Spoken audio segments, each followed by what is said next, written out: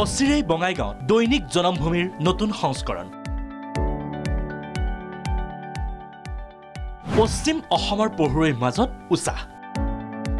জাতিৰ আবেগ তথা সমাজৰ বিবেক হিচাপে যোৱা 53টা বছৰে সেৱা আগবঢ়াই অহা দৈনিক জনমভূমিৰ পাঠকৰ বাবে আন এক সুখবৰ।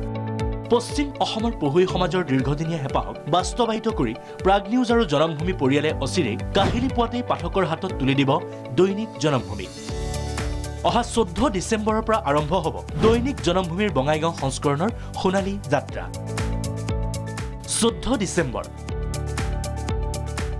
শনিবাৰে বঙাইগাঁও সংস্কৰণৰ শুভাৰম্ভণিৰ দিনটোত আয়োজন কৰা হৈছে বিশাল সাংস্কৃতিক কাৰ্যসূচীৰ।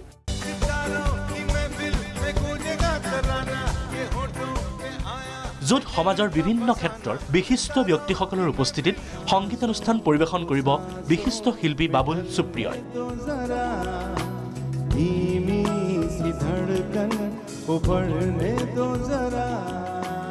বঙাইগাঁও মহাবিদ্যালয় খেলপথাৰত অনুষ্ঠিত হ'ব লগা এই বিশাল অনুষ্ঠানৰ বাবে ইতিমধ্যেই চলিছে প্ৰস্তুতি পৰ্ব। বুধবাৰে বঙাইগাঁৱত দৈনিক জনমভূমিৰ কাৰ্যবাহী সম্পাদক সঞ্জীৱ ফুকনৰ নেতৃত্বত প্ৰাগ জনমভূমি গোষ্ঠীৰ প্ৰতিনিধি দলে ক্ষেত্ৰ পৰিদৰ্শন কৰি আয়োজনৰ দিশ তদাৰক কৰাৰ লগতে গঠন কৰা হয় এখন বৃহৎ আদৰণি সমিতি। 14 ডিচেম্বৰ তাৰিখে দৈনিক জনমভূমিৰ ৪ৰ্থটো সংস্কৰণ বঙাইগাঁও সংস্কৰণ আৰম্ভ হ'ব। দৈনিক জনমভূমিৰ যি গৌৰৱময় যাত্ৰা, সেই গৌৰৱময় যাত্ৰাত এটা নতুন অধ্যায়ৰ সংযোজন হ'ব।